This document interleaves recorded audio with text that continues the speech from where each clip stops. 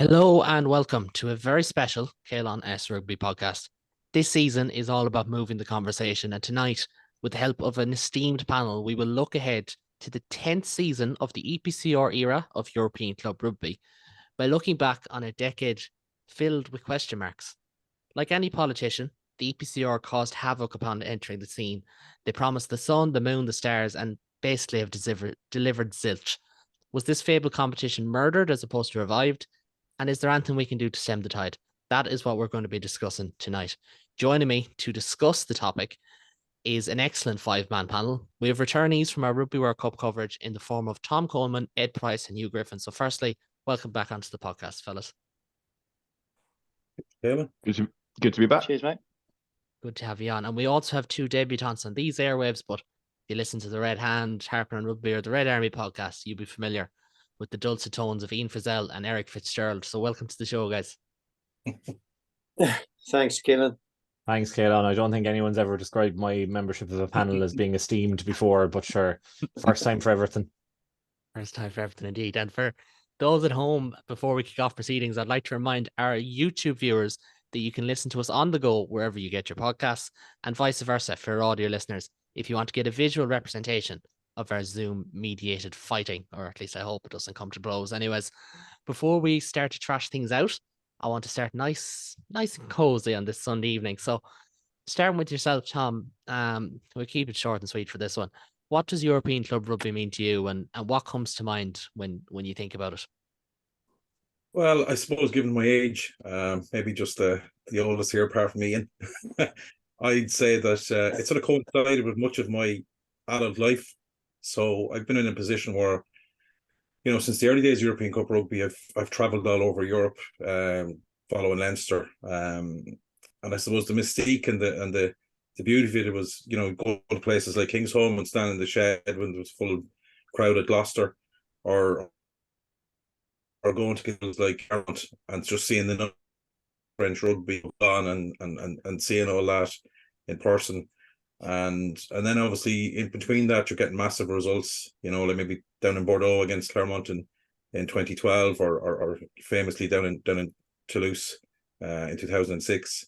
So seeing the ups and downs of it, but it's always been enjoyable because from a personal point of view, there's a few of us have been going away to these games for years, and you know, life with work and family and everything is full on, and you know, from my point of view, going away on a weekend like that, European Club Rugby, and just with your friends and the road trip and the dinners and the few pints and getting to see and meet supporters from all over Europe, as I said, whether it be Gloucester or Exeter, or you know, some of the big English grounds on a full night and a Friday night, you know, it's great. Or as I said, some of the places down in France.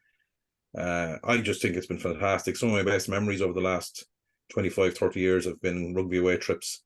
Like I drove one time, we flew into Milan because we had no option, and did a 3-day road trip down to Toulon, and you know, just the laughs and the crack. So you know, if you're asking me what memories are, the easiest thing is to rhyme off a few wins.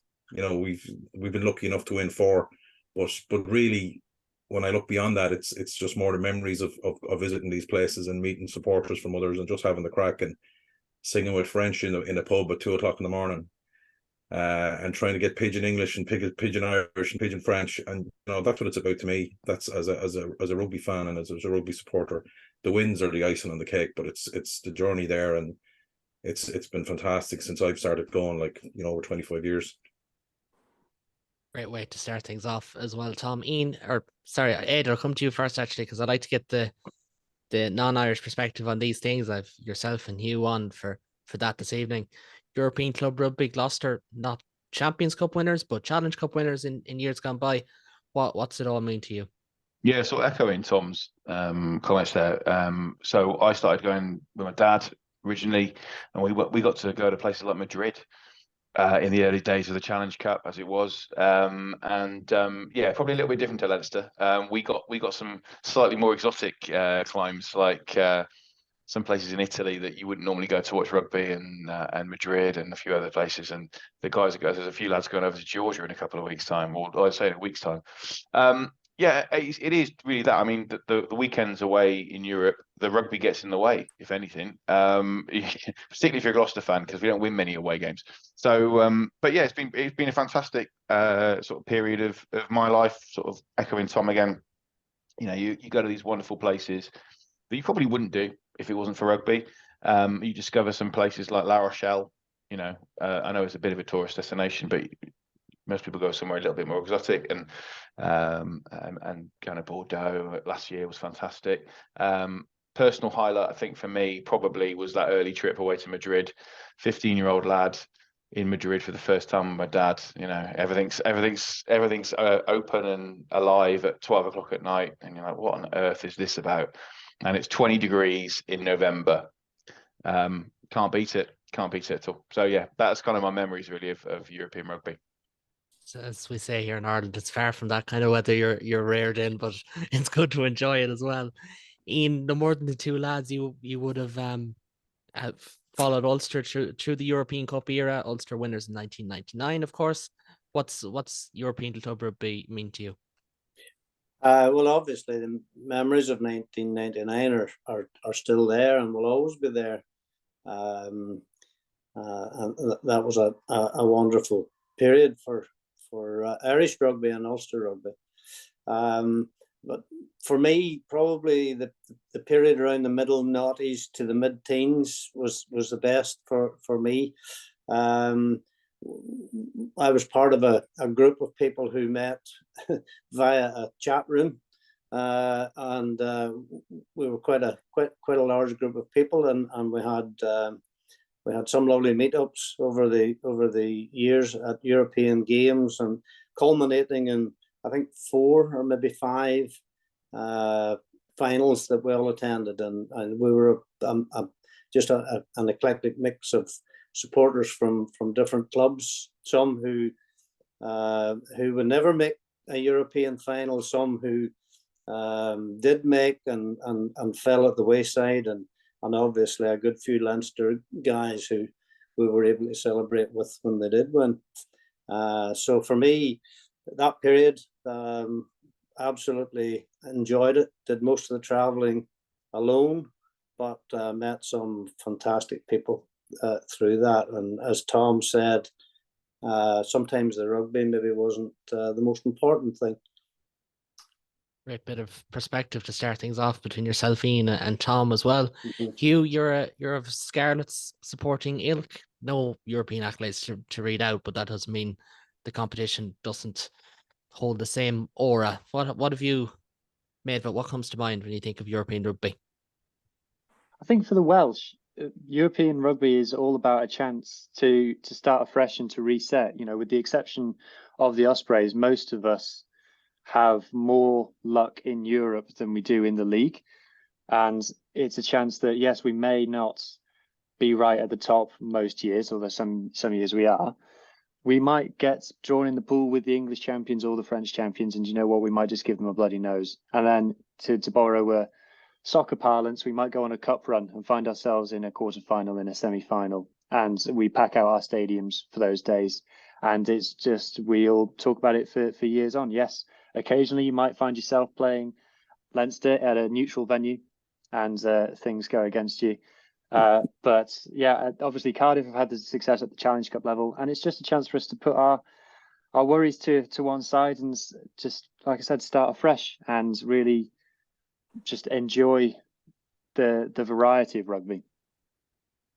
And that's great to hear as well. And obviously Scarlets, as you've said, had that neutral venue game against Leinster in 2018. They famously knocked Munster out when they were defending champions in 06, and of course, or 07, apologies. But those great memories are there as well. Eric, you have followed Munster through thick and thin of European rugby in years gone by.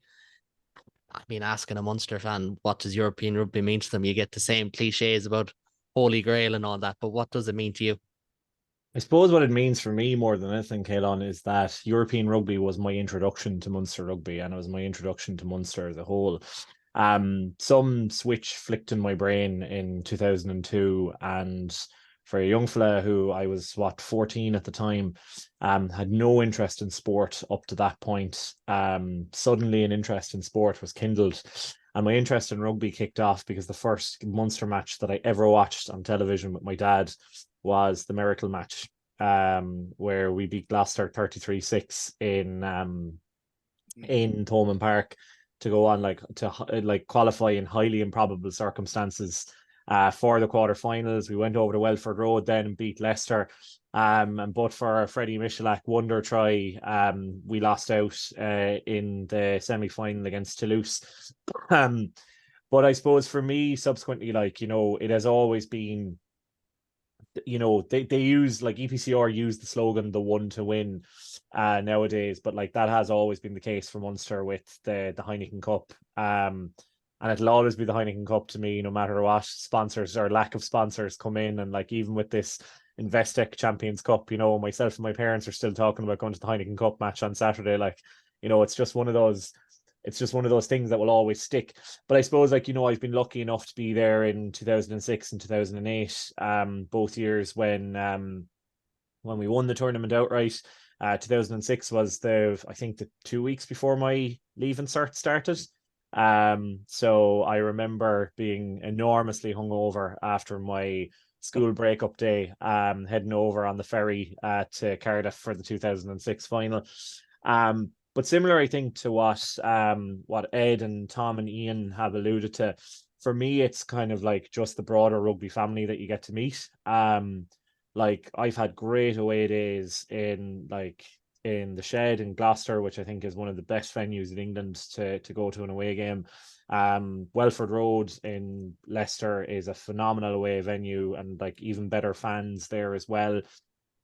I've had the pleasure of going to places like Swansea, Toulouse is one of the all-time great away games as well, in the Ernst Ballon. I always say with the French is that they'll kick the shit out of you on the pitch and then they'll kill you with kindness off the pitch. So the French away trips are always great. And just, I think even to me, it's just more so about the actual quality of games itself that are played in it. For me, a very common fixture of a European weekend is you're not just looking forward to your own team's game or your own province's game. You'll sit down and you'll try and watch as many of the games that are on that weekend as possible and get an idea of who's playing what way. You get invested in some of the narratives that build up around it. I remember the run the Ospreys went on in the group stages last year, and watching them win last minute over in Welford Road. And then just even some of the finals, some of the standalone finals have been incredible games. I've been to 2 neutral finals, both of them in Dublin in 2013 and 2023, both of which were some of the best games of club rugby I've ever seen. I can see Tom shaking his head there over 2023, but I think from a neutral perspective, I genuinely think it was one of the greatest games of club rugby ever played, in terms of just how back and forth it was and the standard of rugby that was played. Were you actually neutral when Armitage was playing in 2013? I don't think anyone could be neutral when Dylan Armitage is considered, but I'm not kidding anyone. I wasn't neutral that day. I was up for Claremont, because Claremont to me were always the French Munster in terms of how close they'd come in the past.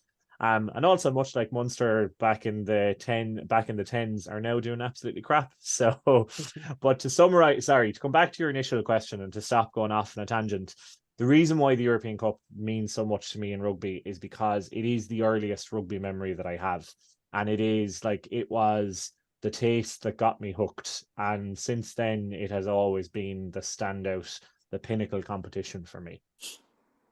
And that's a great point to leave it off. And it's one that I agree with. My first, the first season that I remember following Munster is 07-08. I remember we played the Scarlets in back-to-back, maybe not back-to-back. We had them in the pool. We had that famous win over Wasps where you couldn't make out who the players were. It was so muddy. And then Dennis Leamy scores a try with 5 minutes to go. We know we're getting out of the pool. And games like that are just that they forge your rugby upbringing, I think, memories like that, games like that. And it is what we were brought up on. And thankfully, I think we can all agree, So, I'm sorry, Tom, if this is this against you, but the last European game we'd have all watched was an absolute classic as well. And that's what we're hoping that we get more of, as opposed to, the 50-point Tonkins that we've seen in recent seasons. I want to go back to the start as Ian and Tom mentioned, and I'll come to you guys for this. Like European rugby, it was once seen as the pinnacle of the sport, and I want to say this isn't Irish bias, I don't think, but like from when it started to the early 2010s, it was talked about alongside the Champions League as being this brilliant format, this brilliant competition that was uber competitive. Ian, I'll start with yourself. Like following the competition as it rose to prominence, like, do you think the recent installments have lost the mystique that it once had, for instance? Ian, you're on mute there. Sorry. I think like anything, you know, you get used to something. It doesn't matter how good a thing is. It does tend to lose mystique a wee bit over a period of time. And yes, the early European Cup did have a bit of mystique because we were getting to see teams that we'd only heard of. Some of them we hadn't even heard of coming along. So yeah, and you know, it was a spectator led thing, I think, at the start, because you know, spectators drove the competition onwards, sort of before the blanket TV coverage came along. And I mean, if you look at that sort of that period in the noughties and early teens, where Sky coverage took it, I think, to a different level.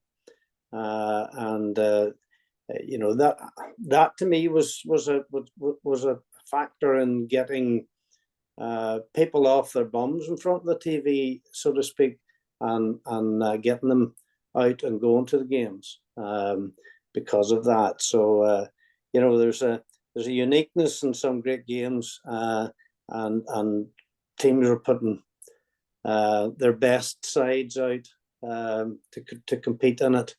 I think we've lost a bit of that over the last few years. And that's a very fair point as well. And Tom, to kind of lean on a point that Ian made there, like the fans were a big part of the growth as well, because when European rugby started, like the AIL was getting bigger attendances than provincial games, and then come the mid 2000s, you were getting 20,000 or so at these games for the provinces. Like for you following it as fan and watching it, what was that growth like, and how does it compare to now, in your opinion? Well, look, as you know, when in the 90s, you know, anyone that's looked at, say, Irish rugby, how awful we were as a nation of rugby. We were perennial wooden spoonists. You know, I think we won 6 or 7 games in total in the 90s in the 5 Nations. So the Heineken Cup and sort of the you know, going back to Ulster's win, and then on from that, Munster getting to the 2000 final against Northampton, there were definitely 2 igniting factors for rugby in Ireland. You know, Hugh used the word reset for Welsh rugby during a season, but there's no question European rugby was a reset for Irish rugby, full stop, and it sort of kickstarted what you see now. I don't think if the Heineken Cup had come along in its guise, the growth from, say, 95 to 96 first one to 2000, and when Ulster and Munster started to make inroads, I don't think you would see Irish rugby today. I think Irish rugby's success in the last 20 odd years relative to the previous 100 is down to Heineken Cup rugby. That's why it holds probably a special place for in Irish, you know, rugby minds, why it is. You know, as for the format itself, you know, I think the inaugural tournament had like 12 teams, but after that it was sort of unchanged for 23 or 24 years. You know, it's been floating between 20 and 24 teams. There was the one year where the English boycotted it in 99. And even Swansea and Cardiff, I think, boycotted that year because they had a row with the WRU. I'm really glad that's really got sorted out since. I'm really glad that's got sorted out. But yeah, and it's, you know, the question, you know, has it changed? It probably has. They love a punch down, the Leinster fans. well, in fairness, Hugh, in the first 5 minutes, he did get a dig in at Leinster and Ospreys in the first. So, you know, I think the gloves were off then. But I think the COVID really didn't help, with the format. So I think Ian put it sort of perfectly. We don't like change, and I think listen to the lads speaking and yourself, Caelan. It's all mainly about the memories that you made and those journeys over the last, whatever length of time we've been doing it. And sometimes for that reason alone, we don't want the apple cart upset. Don't change it too much, because we like going to these trips to Kingsholm, or we like going to Parky Scarlets, or wherever we're going to end up going. And maybe change is always can be a bad thing, especially if it's something that you don't want changed. But it's COVID obviously didn't help, and the format's sort of been changed a lot, and the mistake, some of it has gone a little bit, because there's some games you feel there's more teams of less interest in it now. It's no coincidence, you look at the last sort of 7 or 8 years, a lot of the same teams are getting to the final in the last 4. You always get the odd one thrown in, like Exeter, but generally it's the same teams. So I don't think that's good for the tournament, all right. Because before, and you summed it up, there's times when teams that wouldn't see themselves as fancying and winning it would draw a big team and give them a bloody nose. Like I remember being over, not that we were that great back then, but I remember losing in Kingsholm back in, I think it was 05 or 06, the year we won, the year we got to the semi-final. So, those results are tending not to happen as much anymore. So there is a bit of a gap between, a certain number of teams. So I think for the EPCR to keep that format, they need to really look at sort of embracing all of the teams in a format that would suit, give teams a longer period. The days of 2 pool games, I know COVID was a factor, doesn't help.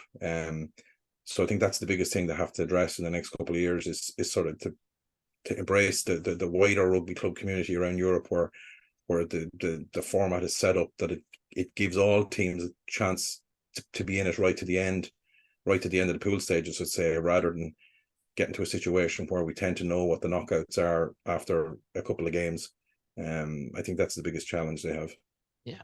And as you said, there's probably an appetite to change now, whereas when it happened, there was definitely a split as to whether they should or shouldn't change. And I remember RTE I think they basically kind of stopped doing pre-match coverage of games around the time the talks were happening, because it was the story, the fact that we're going to see this change. And it came in 2014. Eric, I'll start with you on this, because you might have a better memory than say myself. But the cat thrown among the pigeons with the English and French clubs, they were threatening to walk away, essentially. For those who need reminding, can you take us through your memory and your opinion of the early talks of the EPCR coming on board, and as well as some of the promises that never came to, because that was a huge part of their selling point as well. Yeah, so a large reason for why the English and French bodies, so the Ligue Nationale de Rugby in France and Premier Rugby Limited in England, a big reason why they felt that the ERC was no longer fit for purpose was because the ERC, which was set up under the auspices of the old Five Nations Committee, paid out a share of revenue based on participating union, not based on participating league. So while there were there were ostensibly 3 constituent leagues making up the ERC and making up the Champions Cup, and to a certain extent the Challenge Cup. There was obviously participants from the top league in Italy and kind of teams from Romania and Georgia and Spain. Ostensibly what was happening was, although you had 3 leagues, you effectively had 6 shareholders in the 6 kind of national unions that were making up that league. So what was happening was that instead of getting a 33% share of the revenue, the English League and the French League were, I hope my maths are right here, we're getting roughly around a 16-17% share of the revenue. So there had been a couple of false starts, like we alluded to the English teams withdrawing in 1999. There had definitely been some saber rattling was happening around the time. Every time the agreement came up for renegotiation. But it was finally in 2012 that the Premiership Rugby and the LNR got really serious about kind of serving notice to withdraw from the ERC. And they described the ERC as kind of not fit for purpose. Like, if you want to be conspiratorial about it, I think there was a sentiment that, you know, like an organization whose CEO was an Irishman based in Dublin during a period of time in the competition when, you know, like Munster and Leinster and Ulster had been quite successful, and it was dominated a lot by kind of Irish teams. There was certainly an element of that. There was also an element, this was particularly prevalent from Mark McCafferty, who was the head of Premier Rugby Limited at the time, that they could do a better job commercially with the competition by taking it over. So in the inaugural, and before we even get into that, the biggest catalyst, of course, was the signing of the BT Sports deal, now TNT Sports as they are, by the Premiership clubs.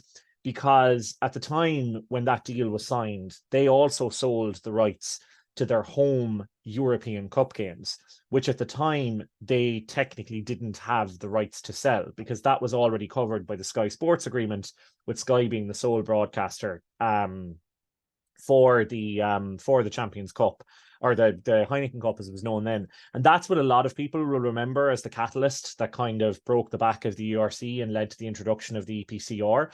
The EPCR kind of came in on this big wave of change of, we're going to make the tournament more commercially successful. And a big way they promised to make the tournament more commercially successful was they were going to have 5 title sponsors. It was going to be the European Rugby Champions Cup with 5 title sponsors. They managed 2 at a push. That was a stretch anyways. Like 5 title sponsors is a bit... It was a real, like, I mean, to boldly state that to be your ambition publicly felt a little bit to me like over-promising and under-delivering. Like they were effectively kind of, you know, they were giving themselves enough rope with which to be hung, you know, because Heineken came on at a reduced, like, if, you know, the talks are to be believed, at a reduced amount because they didn't have title sponsorship. Turkish Airlines spent, I think, 1 or 2 seasons as one of these 5 title sponsors. And the rest never kind of really materialized until Heineken ended up taking back on title sponsorship after a couple of years of the EPCR. So, you know, they're very much like, you know, I will say here, like, I mean, there were definitely legitimate grievances on the part of LNR and PRL, the French and English bodies, in terms of how the commercial revenue was divvied up. But unfortunately, what subsequently transpired appeared to be a case of, well, you know, give us the reins and we'll do a much better job. That didn't really transpire in a lot of aspects in reality. Now, I do actually believe that there is one particular area where the EPCR has done a better job than the ERC, and I'm happy to go into that later. But I think overall, the quality of the product has probably diminished under EPCR's watch.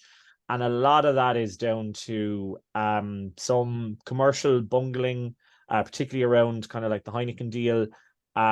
There's also been like wild promises made about growing the game, where since EPCR took over, only 2 finals have been held outside of the UK.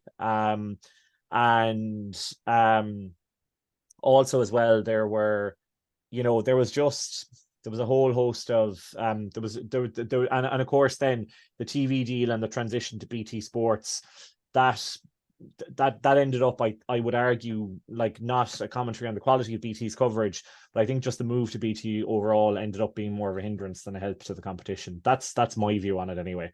Like, as I said, do think that the French and the English had some legitimate grievances around some of the terms of the ERC structure, but I think that once they were like the dog chasing the car, once they caught up, kind of felt like they didn't know what to do with it in some cases. And it's a good analogy, to be fair. Hugh, a lot of what Eric said there was based on the commercial aspect, and there's no getting away that they definitely overpromised and underdelivered. But the finals point is something I want to touch on, because like Irish fans had to wait 10 years to get a final. There hasn't been a final back in Cardiff. There was one in Murrayfield. Bilbao got one. Apart from that, it's been England and France. Even at that, I think France only got 2 finals in that period, if not 1. It really feels like the fans have been let down in just in that particular aspect. Like if you want to grow the game commercially and in terms of just its reach. The fact that these countries that are big rugby nations, a big rugby nation like Wales not getting a final just feels wrong, doesn't it? Yes, I can kind of see it from the point of view that in terms of density of population, obviously England is the highest, and if you've got a city like London, then commercially is probably the most attractive. Except that if you'd probably look at what is the most rugby mad demographic, apart prior to the South Africans joining, would be the south of France. So you would expect that you'd see more finals being held there. Obviously, you could argue that the only venue suitable for hosting a final in France would be Stade de France, which is obviously in Paris, which is not in that region.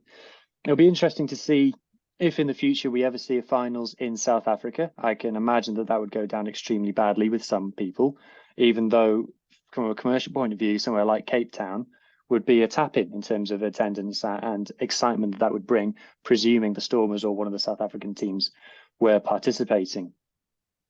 I think, is it now, I might be getting confused with the URC rules. Is it linked to who gets to the final these days, or is it just a straight selection? I'm getting shakes of the head around neutral venue, yeah. And neutral's the wrong word to use now. Well, unless it's Dublin, but neutral venue. If you, but they bid for it. It's a bidding process like they have for the Champions League and for like the Super Bowl. Same sort of principle. And we're not getting it back now. We fumbled it last year by not having a fan zone, and apparently that has gone down really badly. Which is something like, if we're going to talk about this, we should be introspective as well. Like the fact that there wasn't a fan zone for Dublin, even though there was one 10 years ago, apparently didn't go down too well. And that those things don't help your cause either.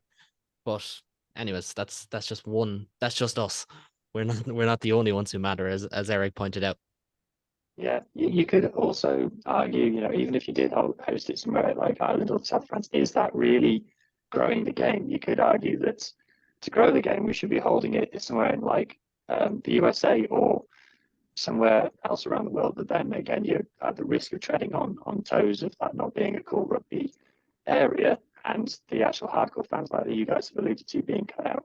So yeah, I can see why it is very difficult to please everyone, and I can see why a city like London might be seen as a bit of a compromise from that point of view. And Ed and Eric have reminded me here, it's in Spurs this year. That was pushed out due to the Qatar World Cup. It was supposed to be prior to this. Marseille were supposed to be having it the COVID year, I believe. And then that also got pushed out as well. So there's so many different factors. Ian, you want to jump in there, do you? Yeah, I just want to say, to me, the Heineken Cup was all about the fans. And I appreciate the idea of growing the game, but growing the game at the expense of the enjoyment of the fans isn't really, I don't think, what we would want to see. Taking a European Cup final to the USA, for example, that's not for me what the ethos of the competition is about. I can understand the Bilbao. I can understand going to St James's Park. I can understand things like that. But you still have to make it accessible for the fans. I mean, if you've got, Toulouse versus Leinster or Toulouse versus Leicester in the final, throwing them all onto an airplane and taking them, beyond a lot of fans' means, in it, what I would be wanting to see. Yeah, and that's important as well, especially when there's talks of potentially moving a final to the Middle East. Like, that's not something we want to see for a different reason as well. But on top of it, Eric, you want to jump back in? Yeah, I've never seen a more unanimously disgusted reaction from a panel than when you mentioned the idea of, like, and there is genuine talks about playing a final in Doha, which would be just catastrophic.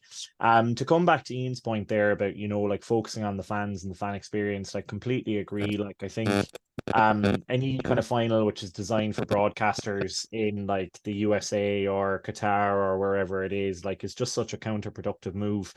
But the flip side of that then is I think what this final can give is it can give fans brilliant new experiences that they otherwise wouldn't get in a rugby away day.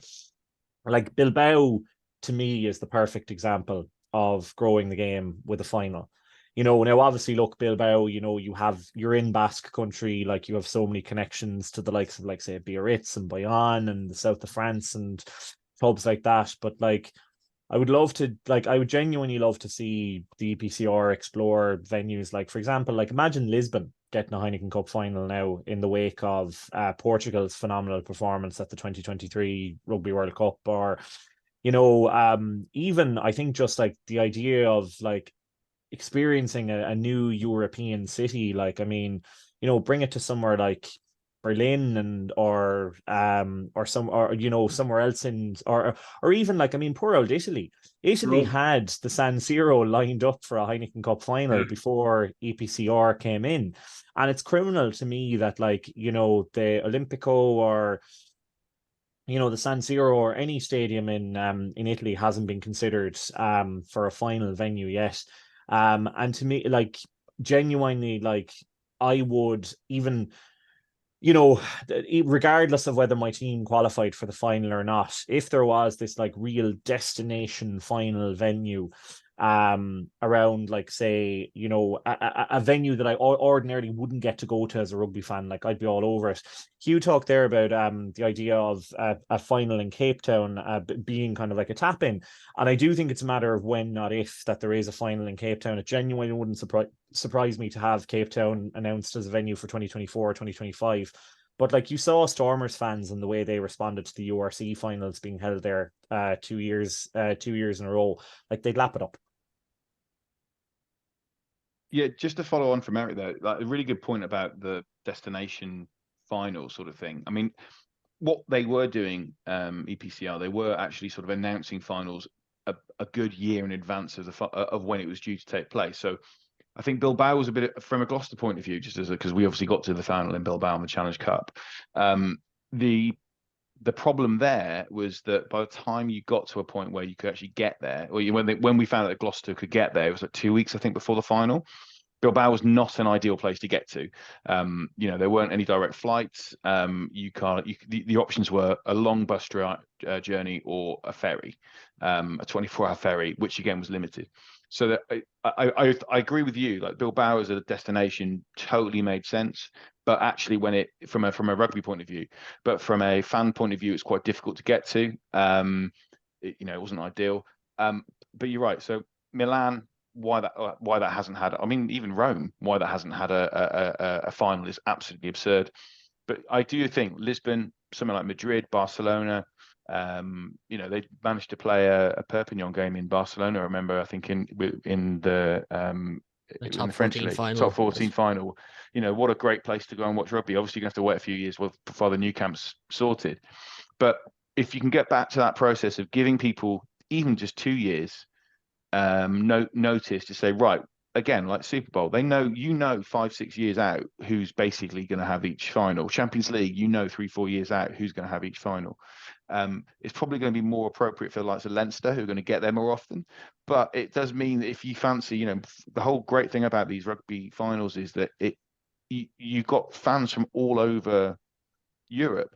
And one of the big things I noticed during the World Cup was, particularly in Lille, the number of German rugby supporters, Czech, Romanian, Bulgarian, Hungarian, Austrian, real kaleidoscope of rugby nations you never ever really see.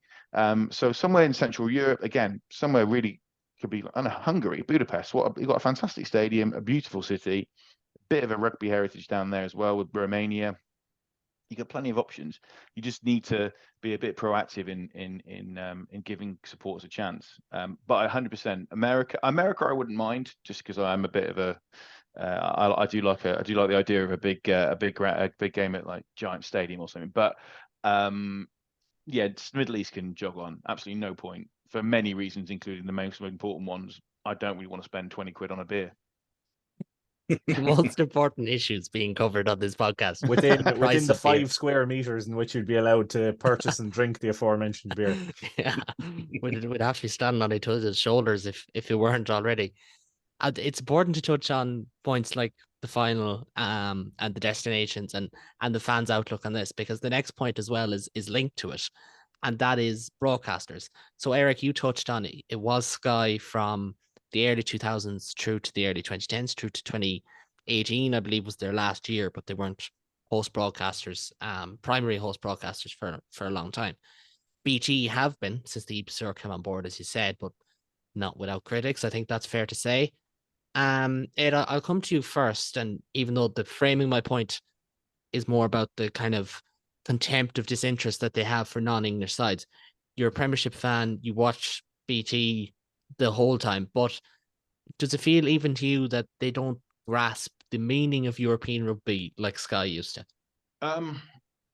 It's difficult actually, because as an English rugby supporter, this is an interesting thing. I don't know if you've ever heard this before, but certainly at the latter end of the Sky Sports era, of solely Sky Sports, there was a bit of a constant complaint that Miles Harrison may as well have been a Munster citizen by that point. He was. He just. There's no point in even denying that. He definitely was. And it then kind of very quickly shifted on to Leinster, I should say. But I think that the move away from Sky Sports at the time was, I think, pretty well greeted, because it had gone a bit stale. Sky had it for such a long time, the same commentators, the same pundits, the same sort of formulaic way of doing things, and having a new idea and some new ideas. And I think one thing I would say about BT Sport, or was it ESPN originally, then BT Sport, was I do think they've kind of moved things along a little bit in terms of the way that we cover rugby. There's some interesting ideas around the sort of in-game coverage and some of the features and things like that. I do think, though, and I think one of the big issues, as you said, is that certainly the French teams don't get anywhere near enough in-depth coverage compared to the British teams. Maybe that's expected because the audience is going to be British, but you sometimes come into games when you're watching it and you're like, whoever it might be, British team, English, Irish, whoever would be is going to easily win, and then the French team rock up, hammer them, and you've had no idea who half the players are, for someone who isn't particularly into rugby. And I think the other aspect as well, regarding the BT thing, is that the coverage, sort of the weekend coverage, sort of the roundup coverage, is much more diminished than what Sky used to do. Sky used to do a really good European roundup. I don't think BT have ever really got that with rugby, and there's a lot of talk actually now on sort of socials in England about BT Sport not having really a roundup coverage of even the English leagues. I know we haven't got many games now because everyone keeps folding, but that's kind of the principle. Also, I just want to quickly correct myself. I should never really say British. I should obviously say British and Irish. I'm very conscious that my Englishness took over there. I don't think their coverage of us is going down too well here either. So no, but I'm just conscious in my own head. I'm thinking I've massively misstepped there. I should say British and Irish. Just important there. It's grand. We'll take it whatever way we want, because that's what the Irish side of us will do. Hugh, listen, it's a point that is divisive, the point about the coverage, because as even Ed is able to say, they are focused on their target market. Sky's target market, there's no doubt about it, certainly included the Irish fans, because Irish pubs were packed for European finals in years gone by. Now, I was at the final this year, so I don't know what it was like this year, but like it's just not the same. It hasn't been the same for years. What have you made of them, but also kind of the chopping and changing? We had a split deal before. We've had free to air, which before last year was an excuse of a free to air deal where they basically just handed out the worst game possible. Like, what have you made of the TV coverage of the last, 9 seasons? So the TV coverage that you get to watch as a Welsh fan is you get the BT, which is, I think, fair to describe as English coverage, which sometimes includes Welsh pundits if there is a Welsh team playing. And like you said, there are free to air options. So Channel 4 has had games in the past, and I always found that coverage quite agreeable. They had Lee McKenzie presenting it, and I think that she's excellent. There's also S4C coverage. They get one game a week for the Welsh teams, which is purely Welsh language. If you don't speak Welsh, you're out of luck. But I don't some people say they'd rather watch in a language they don't understand than maybe some of the other broadcasts. Yeah, so it's frustrating, and obviously it being behind. It's not just the fact that it's behind a paywall, but it's behind another paywall. So you already had Sky, or you've now already got Viaplay, or whatever it might be, and you've got to got BT on top of that. So it might be a case that you need to cancel your Sky subscription for a few months while you watch Europe, or something like that, because it is very, very expensive. The coverage itself, yeah, like you say, very English heavy, and we know all the stereotypes about what that kind of is like. And it's an excellent point that, if we think as Welsh or Scottish or Irish fans that we don't get a fair degree, think what it must be like for French fans and now South African fans joining it as well. Just be thinking, hang on a minute, we exist over here, we're actually quite good. So it's not been, I don't think, a win. I think the reason that BT wanted it was because it was going to be their thing, because they didn't get all of the Premiership football rights. So they said, okay, so we are going to be the rugby people, and we're going to have English Premiership rugby, and we're going to have European rugby, and we're going to be the hosts for that. And it was kind of a status thing for them. I don't know whether maybe they look back on that slightly regretfully now. And that's a fair point as well, because is the viewership levels at the level where they can justify, being sole broadcasters, and maybe that is part of the reason why they started to give proper games to free-to-air broadcasters. Like the first game last year that was on free-to-air in Ireland of last season was Munster against Toulouse.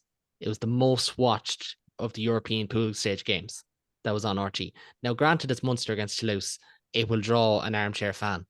But the problem was what wasn't drawing an armchair fan was watching Toulouse against Cardiff.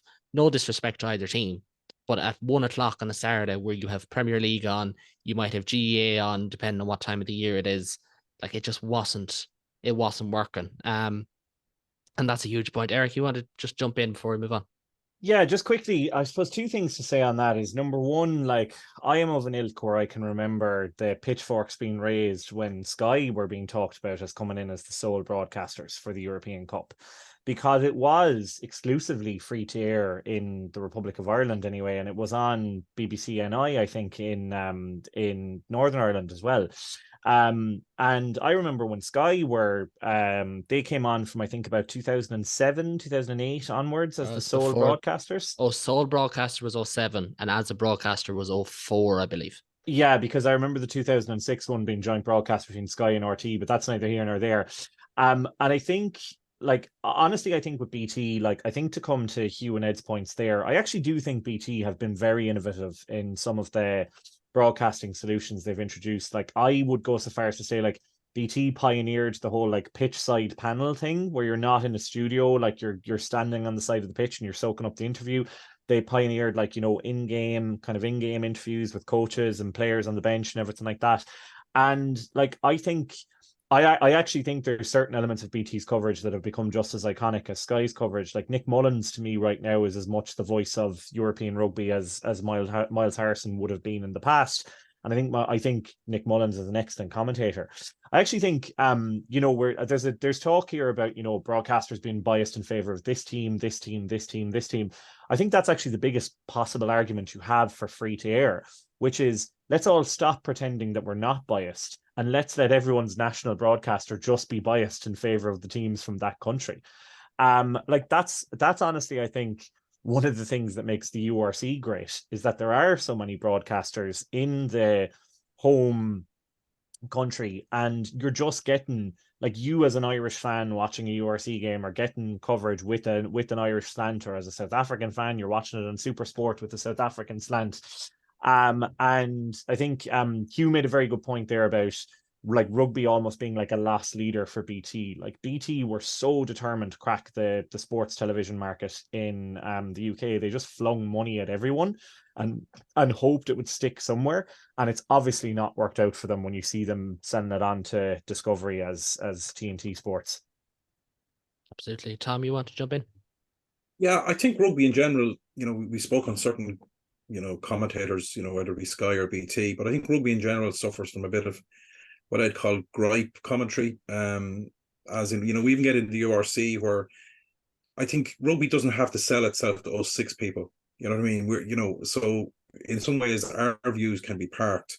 If you have somebody like Smile Harrison who's bigging up the big day on Sky Sports and Ireland Cup, he's talking to the wider masses. Yeah, it can get a little bit maybe Munster led, as Ed pointed out, or maybe Leinster led. But it was wholly positive. I find a lot of commentary around rugby, even in the World Cup, is a bit gripe, a bit negative, and it's Hugh Cahill on RTE is the prime example of it. Why'd you have to? He's going to be in my fucking DMs now because he does this to everyone every time he's named.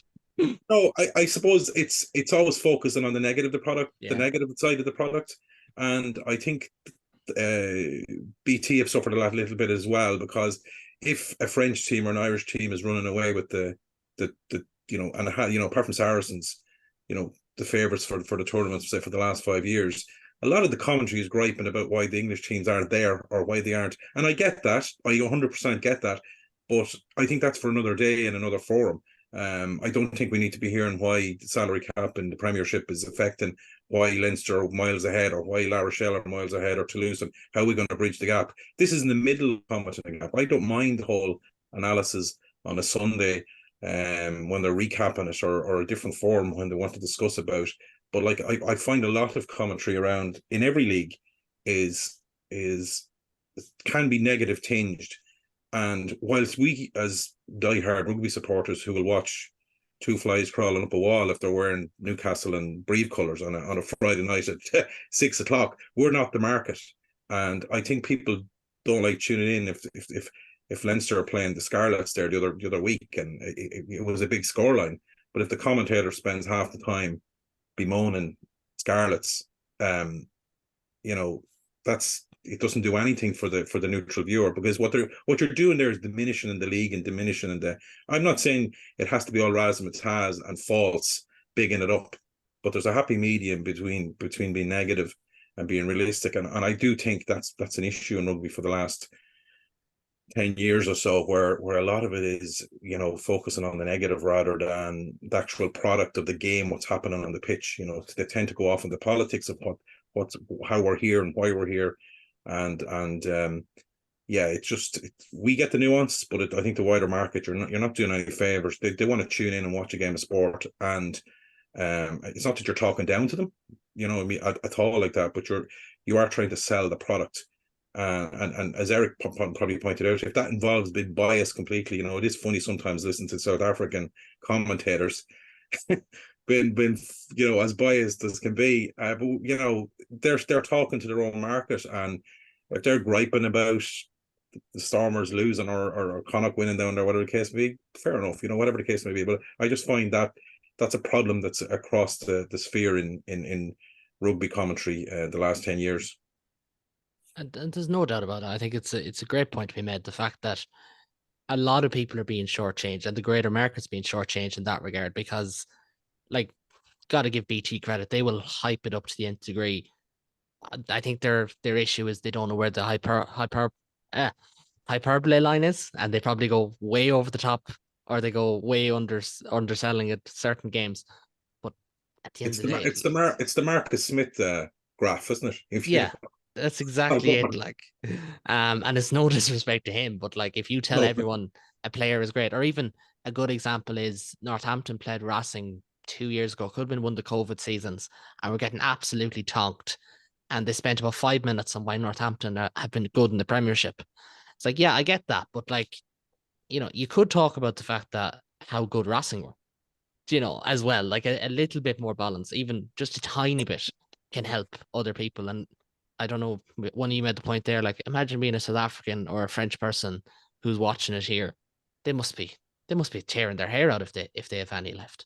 That's where there's almost a sort of conflict of interest with BT being the Champions Cup and the Premiership provider. So if Premiership teams are getting absolutely destroyed in Europe, they can't go, oh yeah, the Premiership's rubbish, because then no one will tune into the bread and butter competition that they got on every other weekend.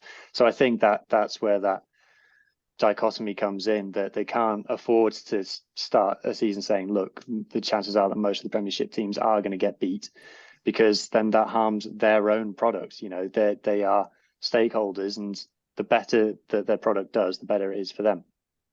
And that goes the same for like Formula One at the moment. Is another sport that's really suffering a reduced quality of products, but the media can't come out and say that, because then that hurts their own pocket. Absolutely. Ian, you want to jump in there as well? Yeah, all I wanted to say was bring back Stuart Barnes. Oh, No, that's no. a controversial statement now. No. There's certain people from Sky. Bring back Miles Harrison was one of them. Will Greenwood, who's, if you're on TikTok, his stuff on TikTok is really, really good. Mm. No, And after that, no, I wouldn't have Greenwood anywhere near my TV set. Thank you. this is an entirely different day's conversation. But who was everyone's dream team? Like this is the real meat and two veg of this conversation, I think. I think Stuart Barnes peaked at Who Punched Tom Williams. Tom Williams, it was that's the highlight back in the day. Yeah. Yeah, that's a fair point. So that's TV covered, but an overarching point that we've made across this is the fans, and love them or hate them.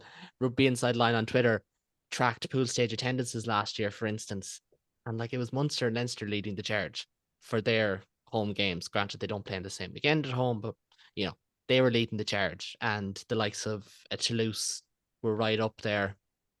I think I mentioned Toulouse Munster, like that was the most watched European game before the final last year. Like games like that were still doing well, but it was other games that there was a significant age. I think Leicester Ospreys was the one that was basically played behind 8 guys and their dog, and that's a huge issue when a club like Leicester isn't getting a big crowd. I suppose, Ian, I'll come to yourself first. Like, there's so many different viewpoints because it's not a simple conversation. Prices are high, not every game is on at a great time and all that. But is there an element that fans are feeling shortchanged and are just, when you've got a format where you could win one game and get out of the pool, you're not as interested to go? I think the format of the last 2 seasons has not been good. I look at games like when Montpellier came up to Dublin and played Leinster with basically their academy team. Who wants to sit and watch that? I didn't. I watched the game that Montpellier won. That was a great game. I gorge on rugby on TV if I'm not out at the club watching or at Ravenhill watching. So my weekends are made up with that. But I don't want to sit and watch mismatches, and I'm sure nor do fans. I'm sure Tom loves to get a win, and we all know. We can read his tweets regularly enough that he does love winning, but I'm sure sitting in the stands watching the like of that game isn't doing anything to make the tournament any better. To make it, I really want to go and see, so and so playing and stuff like that. There just leaves a bad taste, and I think that's the format over the last couple of years. And some of that's down to COVID, but some of it's down to the way that they laid the thing out. And I'm sure it'll get mentioned. But, Ulster got to the last 16 last year on the back of one win. We didn't feature in Rugby and St. Lions track pool attendances because we had 0 at one. So the tournament just over the last couple of years, it just hasn't been as interesting. It hasn't been as sort of mind grabbing, and you really go out of your way to say, look, there's something else that I might want to do, and I've even found myself in the middle of some of this just saying, yeah, well, I'll go and do that rather than sit and watch the games, So, from that point of view, there needs to be an improvement. There is a slight improvement with the format again this season, although there are flaws in that, and I'm sure we'll discuss that as well. There's definitely flaws everywhere, but Eric, I'll come to you next. Like, when you're looking at the same teams getting a big crowd. It's La Rochelle, it's Munster, Leinster, Leicester, Toulouse. It's the same teams. It's always the same teams who are selling out their stadiums. And even at that, like Munster play Bayonne on Saturday. I'm not saying this just because I won't be there, but that's not going to be a full house, because I think just the fact that it's Bayonne and it's and things like that.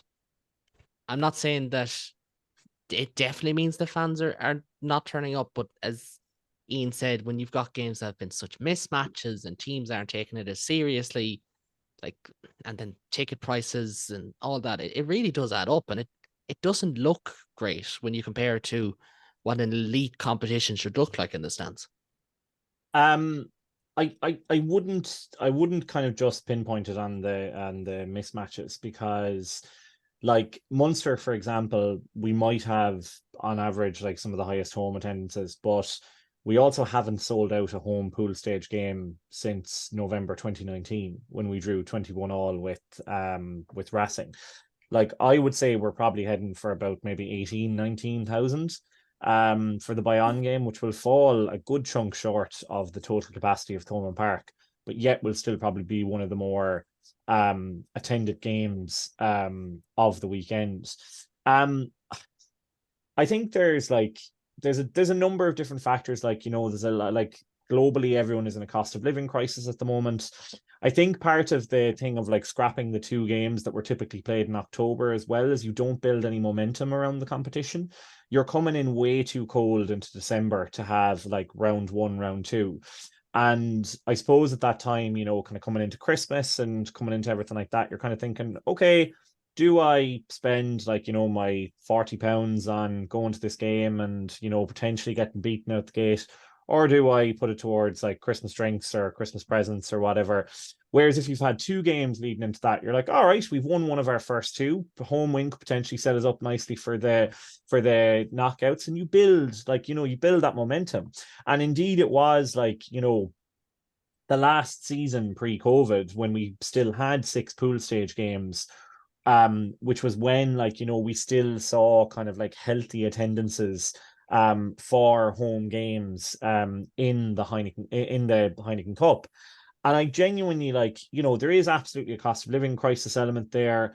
There is just I think the proliferation of of broadcasting now that it's back to free to air probably has a knock-on effect. But I genuinely just do think that the biggest the biggest impact on stadium attendances is cutting 2 pool stage games, because Ian mentioned there like Ulster qualified on 1 game, but at the same time, if you lose your first 2 games, you can be pretty much on a hiding to nothing in your last 2. Whereas if you have 2 games in October, where that's typically kind of like the kickoff of the rugby season, where there's a lot of anticipation, there's a lot of buzz around your side's prospects, and if you know the narrative coming out of those 2 games, it's like, do we need to save our European run? Are we building a bit of a head of steam? Are we heading into a match against like big pool rivals? And also, I think one of the knock-on effects of reducing the pool stages from 6 to 4, and now doing this thing of you don't play the same team twice, is you kill the December double header, which I always thought was the highlight of the pool stages of the European Cup, of both the Challenge Cup and the Champions Cup previously. Like, I think back to those horrible like shithouse duo of matches in December that we used to play against Cast. I think of like back-to-backs against Saracens, for example, when we narrowly lost out in Vicarage Road and then beat them in Thomond. I think of like, back-to-backs against Claremont, where you'd scrap out a hard-fought home win against them and you'd go on the road, then you get a bonus point, you get a losing bonus point over there. And I think if there was like, it's churlish and it's reductive to kind of like point at one factor, because of course, like anything, there are a multitude of factors that go into this. But I do think that the single most negative, the move with the most negative impact has been the scrapping of 2 of the pool stage games, because it just completely kills stone dead any momentum that can build behind any kind of narrative. And I know the round of 16 was brought in as a semi kind of a salve to that of, okay, well, there's 8 teams that will get an additional home fixture. But the round of 16 is just, it's pointless. Like it's a joke shop. Like some of the mismatches, like the Leinster Connacht game there, I don't think, was it last season or the season before? Season No, it was before the last, season yeah. before. It was the season before when you had the home and away. Like that was pathetic. Like, I mean, Connacht may as well have sent the kids up the road. Like Leinster were just imperious. Like, but yeah, that's my 2 cents on it anyway. Yeah, and it's a great point, because as you said, it is kind of reductive to point at one thing, but I think you could compare those October games as well. Maybe it's just a personal thing, but they say, the Masters is the real start of golf, and that's in April, and then everything then after that is when you really get into the swing of things. And those October fixtures felt like that. It felt like, right, we got our internationals back.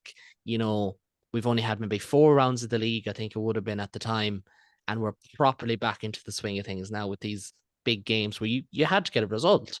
Whereas now, by the time you're in December, like, we've had 7 rounds of the URC, and to be quite honest, like, each of Munster's last 4 games is more important than the game against Bayonne on Saturday. And that's just the reality of it. Like, it's the way it has changed, but the format is a point of it, and it's something I wanted to talk about anyways, and it's a nice way to segue into it. Ed, I'll start with yourself. Like, some say the 20-team format was the way to go. Some would say 24. Obviously, the French are a big one who don't want the 24, or at least the extra 2 pool games. Does it make a difference in your eyes, the number of teams, or is it just the fact that we're constantly chopping and changing? I don't think that chopping and changing helps at all. For a start, I think it's difficult to determine and follow as much as a simple 20-team tournament as it was, 5 groups of 4, etc. And the great thing about that was, because of the nature of that, you had 5 group winners. They would then hover. They'd obviously have there'll be a fight to be home quarterfinal in that. There's also the fight to get in as the best runner-up. So there was always, generally, in every pool, there was something on the final weekend. All right, there would always be 1 or 2 teams who would struggle and they'd drop out. But then you then had that Challenge Cup thing. You could drop down. You'd have the Challenge Cup and all of this stuff. The biggest issue is Eric sort of alluded to there, is the change in format. Full stop, is just incomprehensible. So if you're someone who isn't necessarily familiar with rugby and European rugby, you're kind of getting into like, okay, well, hang on a minute. There's 15 teams or 16 teams in this pool or whatever, and 6 of them qualify automatically. Gloucester won twice last year. We got to the round of 16 to play La Rochelle, and we're like, okay, and there was no real buzz. There was no real excitement there. The year before, a couple of years before, we beat Ulster in 1 game, and we managed to get through to the round of 16 to get hammered again. It's just daft. It doesn't make any sense. I think for me, to keep it simple as possible, 20 teams, and also it needs to be exclusive. I think the other issue as well is that it's lost its exclusivity. If I can speak. If you look at the English league right now, so we've got 10 teams, and I'm not entirely sure if this has been enacted now, but there were talks of saying that top 8 of the 10. That's what it was for last year anyway. They kept it at 8, which is just, that's nonsense, really. It is nonsense. I mean, it's nonsense and also ridiculous because Gloucester managed to still not qualify for the Champions Cup, which is a spectacular achievement in anybody's book. It's a bigger achievement than qualifying. We'll just put it that way. Well, yeah, exactly. I mean, I'm glad you said it, Ed, because I was going to sound so mean when I said. No. Hey, mate, but you listen to our podcast, believe me, crocky. It's yeah. Anyway, but no, the point that point stands. It's become less exclusive, and I think again that feeling that you don't have to take every game as seriously as you used to. I mean, for example, a great example, like Tom would have had, Gloucester played Leinster last year, and we sent kids over and got an absolute tonking. And actually, to be fair, I think we all Gloucester fans were looking at it and going, wow, we only lost by 50 points. That was impressive. And actually we probably played worse when we had our better team out when Leinster came to Kingsholm. But as supporters, I think that's another thing as well. Supporters, I think it really, really demeans supporters, because clubs can turn around and go, right, well, Gloucester got Leinster. we're not going to win. We're just going to send kids over. People have spent, nearly £1,000 to get over there and watch their side. There's people traveling next week from Gloucester to Tbilisi, and believe me, it's planes, trains, and automobiles to get there. And I'm almost certain that we'll put a pretty ragtag team out because of how bad they are in the league. They want to probably save some people. But if you go over there and they put a crap team out, and this isn't just Gloucester, this isn't just a Gloucester moment, this is across the board. There's lots of examples of this. French teams have done it for years, to be honest, but it's English teams always put their best side out unless they had nothing to play for. And the way the pool system worked, you always normally had something to play for because you had that challenge cap drop or something. Yeah. And I think that it's just killed, as Tom said, it's just killed that need to kind of play every game to its fullest. I'd go back to 20 and make it hard to get into. Yeah. Before we move on, I want to get Tom and Hugh's perspective on this. The likes of that Gloucester game, because we've got 4 Irish people here. Ed, you're a Gloucester fan. Who actually watched Gloucester Leinster last year when you knew that Gloucester were sending? Ian did. Tom, I assume you did. Okay. I'm just looking like a bad person because I didn't watch it. No, as it turns out. But I still think the point stands because you could pick out another 4 Irish fans. None of them may have watched it.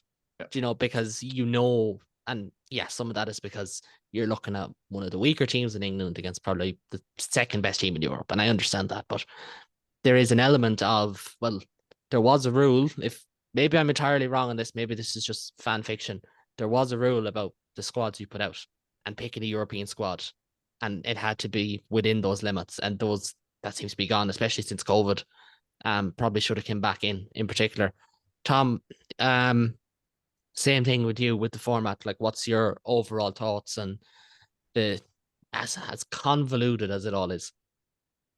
Well, without trying to repeat what the lads said, I think they've all summed it up succinctly. I think, without question, the pool games reduced has killed the format, and what it's done is it's allowed bigger squads like Montpellier, who did qualify that year, even though they got a COVID walkover against Dutch, which was fair enough, and they sent over the under 12s.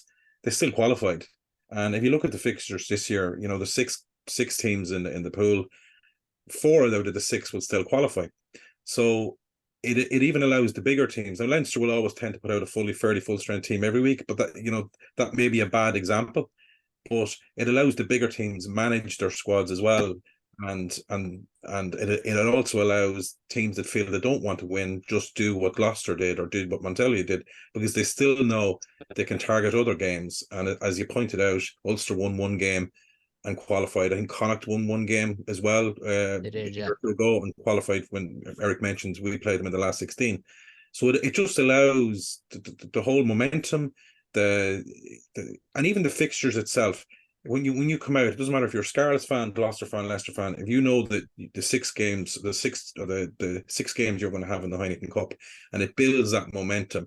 And as a Scarlets fan, you might be going, well, we're mid-term in the league, mid-table in the league, but you know what? We've got Saracens home and away in December, or we've got them in October, and we're going to try and turn them over, or the Bath v Scarlets, which has got a big tradition going. It's got those types of matches where you can go, we can turn them over in a fairly full stadium. But the format itself now just lends to too many disinterested matches, and most of us put our hands up when we said, did we watch Leinster versus Gloucester? Again, we're the wrong audience, because we tend to watch it anyway, apart from Helen. Jeez, and I was at the final shouting for you as well, like the things we do. But, I should say, Tom, though, I mean, there were a lot of Gloucester fans who didn't watch that game. They just didn't bother because what was the point? It's like it was on BT. We knew the side that he put out. I know a lot of Gloucester fans who just didn't bother. Yeah, I know. Which says a lot. It completely lets the fans on. I'd be annoyed as hell if Leinster ever did that. Even if we qualified for a last 16, which basically 2 wins this year will get you in, which is ridiculous itself. So years ago when it was 20 or 24, there was always 1 or 2 dead rubbers in games where a team was knocked out. But generally, all of the double headers at Christmas, the match 3 and match 4 always mattered. because that shaped how the group went. Even generally, all groups were still in play at match 5. You had a couple of groups that maybe were done by match 6, but it also meant that every other fixture in every other group mattered because of where you would finish 1 to 8. So you were also, as a Leinster fan, you're going, we got to play Wasps away and we need to get a bonus point win over here. But you're also looking at Munster playing at home to Toulon, and maybe Toulon could, stop them getting a win and bonus points. So we finish seed 4 and they might, and then you're that whole, momentum and buzz of, can we squeeze out a home quarter final? That's generally gone, because the last 16, and especially the double header last 16 was a complete disaster, because I'd be surprised. I know our own result against Connacht, but I'd be surprised if on paper any stronger team lost over those 2 legs. I don't think it helps any team. I think if Toulouse should have lost against us, but that was more down to us than Toulouse. But give up the game pretty near the end. But you're quite right, Tom. I agree with yourself, Tom, there as well, because but the only point I make is I think the happy accident of this format is it has gone down to the very last game each of the last 2 or 3 years. Like last year, I was basically booking flights to London because I thought we were going to be playing Saracens, and then Edinburgh turned them over. So like we should, I know it's probably not by design in some regard, but it has changed seedings and that. But then at the same time, it did come down to an Edinburgh side who looked disinterested a week prior, turning over Saracens in a one-off game that changed it all. So there's that side of it as well, I suppose. Yeah, I do, but I think we had that every year anyway. I don't think that's that's true. It's not unique. Yeah. I just made a note under your remarks, Keelan, earlier today, and it was just one sentence. It just said the qualification system means teams can afford to lose and still qualify. Yeah. And I mean, that's not a case of, we can lose because the other team has played better than us. So it means that we can lose physically by putting out a team that's not expected to win. And that, to me, isn't what competition rugby should be about. It doesn't scream elite sport in any way that can happen. Hugh, you want to get your say in on this as well? Yeah, well, I just wanted first to beat you all in the Scarlets qualified for around 16 a couple of years ago, winning 0 games. Because that was the COVID year, wasn't it? Yeah, Toulon showed up to our stadium, and then 5 minutes before stepping on the pitch decided that they were going to get back on the bus and go home, so we got a walkover. And that was our only win, and we qualified off the back of that. I think the lack of, by reducing the number of games from 6 to 4 and removing the home and away, when Scarlets got to the semi-final that year, I think we lost, if not first 3, then at least the first 2 games of that pool stage. And it was one of those where we lost those and then we came back and we got back into it. So that maintains the interest for fans of, okay, we've lost those couple of 2, but there's still 4 games to go. We can still really get into this. It's not something to play for. Whereas now with the reduced number of games, if you lose the first one, you're like, oh, that's probably it now. The other thing that I'd say about that change of teams, which is a big conversation we've just had, as in putting out changed teams, it's a bit weird to me because in Wales we don't do that. We always put out our best team, and sometimes we win, sometimes we don't. I did a few months ago, just for myself, a kind of a deep dive of teams, how they did in Europe and how they did in the league, and there's no correlation between if you go out early in Europe, you do better in the league. Northampton are the perfect example of this, where they chuck Europe every year. They've managed to finish bottom of their pool. I can't remember who did this. I think it was Humble Leinster supporter, I think it was on Twitter, did this analysis and said Northampton have managed to finish bottom of their pool for 3 years in a row, which, as we've just said, is impressive in this pool format. And yet that hasn't yielded any particular success for them in the league either. And, so don't mean to pick on your head, sorry, but Gloucester's another one where fielding the changed team in Europe didn't help them in the league. You can look at the French teams who do it. Again, Perpignan don't field strong teams in the Challenge Cup, doesn't stop them being at the bottom of the top 14 every year. So it feels like a bit of a fallacy in a kind of way that putting out these change teams doesn't actually yield anything. If you look at the teams who did well in the leagues, Munster, Saracens, Toulouse, and La Rochelle, they all went far in Europe. So, what favors are you doing yourself actually putting the kids out? Yeah. Well, we didn't go far in Europe last year, but we won't talk about the war that was playing in 40-degree heat in Durban because I get hot and sweaty and just even thinking about it in the first place.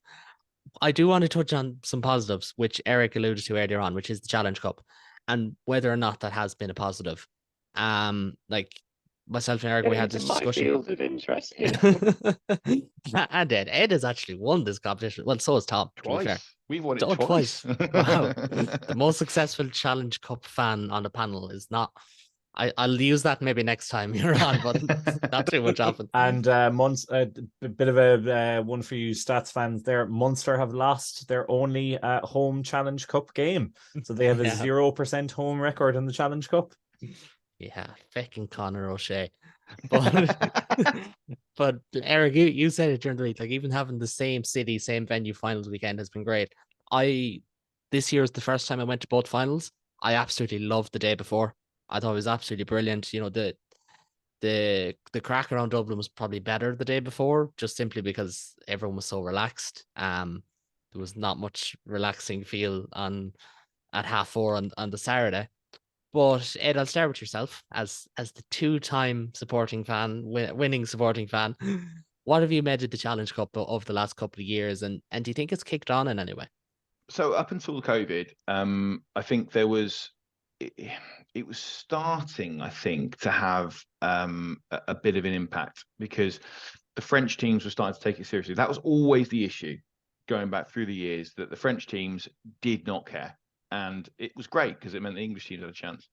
Hence why we won 2 of them. But it started to go a little bit better. I definitely think that the change in venue helped. So if you were, one of the big issues I always thought was the Challenge Cup. So it would be in the same sort of vicinity. I mean, when Gloucester have won both their Challenge Cups, it's been at the Stoop, while the Champions Cup final was at Twickenham. And having it in the same stadium, I think is a big bonus and a plus. You know, I went to Lyon in 2016 and it was fantastic. Really, really great experience that. Did Edinburgh the following year with Gloucester when we lost to Stad, but again, really great. And then obviously I didn't get to go to Bilbao, but you know, we had Bilbao the following year, I think, after that as well. So I think all in all, this having the smaller stadium, having the ability to fans to go over across a whole weekend, they know they're going to be in the same place, is great. I like the idea that they've come up with terms of trying to expand it. I probably would have not had another South African side in if I could have chosen. I would have probably said, look, we've got the South African sides in the Champions Cup and one in the Challenge Cup. We don't need to kind of just randomly invite another one over. Let's have, I mean, there were offers, I think, for a Portuguese team. There was an Israeli team, probably in hindsight, a good thing that we didn't go down that route. But you know, so I think this idea moving to like having the Georgian team, Black Lions, who Gloucester are playing next week, I think that's a really positive move, and it can only be beneficial probably in the long run to rugby and the growth of rugby. So I think the Challenge Cup probably has been the positive out of this, and I think also the fact that you do get that drop down from the Champions Cup, so you do get those teams that probably, you know, they just have a shocker. They come out and they don't get the results they should get or whatever. Giving them another opportunity and then giving those Challenge Cup sides someone to aim at in the knockouts.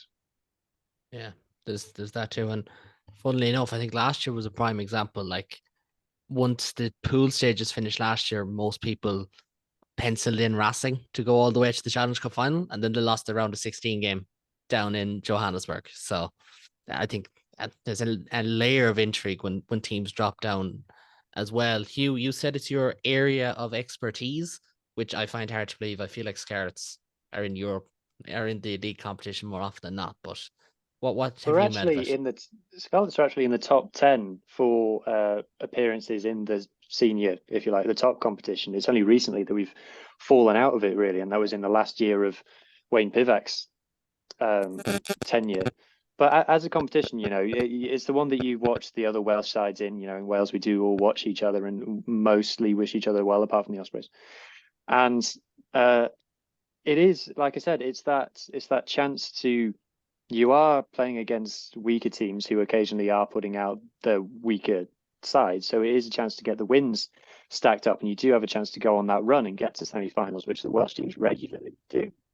So it is nice. I kind of get why cheaters were included in it. There's an argument among some people that it was a bit unfair that they got cut from the URC. They didn't necessarily deserve to get cut because they had been quite competitive in it.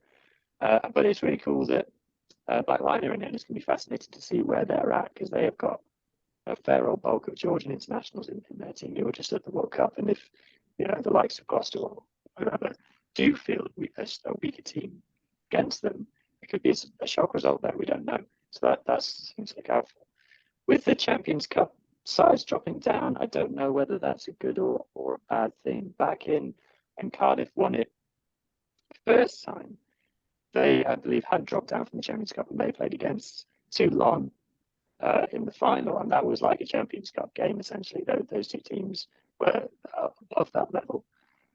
Whereas now, I don't know whether Champions Cup teams are going to drop into it and just go, okay, well, we double don't care, and just chuck it. So that's something to be seen moving forward, I guess. But I think it's not, to some people who maybe support clubs who have never been in the Challenge Cup or very rarely might look down it. But I think for the teams who were in it, for some of them, it is like we only compete for 2 pieces of silverware all year. Let's go for this one. And it is in terms of an experience, 70-80% as good as the Champions Cup.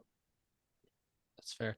Eric, I know we discussed this, we trashed this out during the week, so I want to get your take, but I'll just jump to Tom for a minute, who wants to jump in. So Tom, Challenge Cup, Leinster 2013 winners of the Challenge Cup as well. I should stress, I'm trying to get all the accolades in there while I can. To keep you happy, it was in the RDS. Just there's nothing about me here.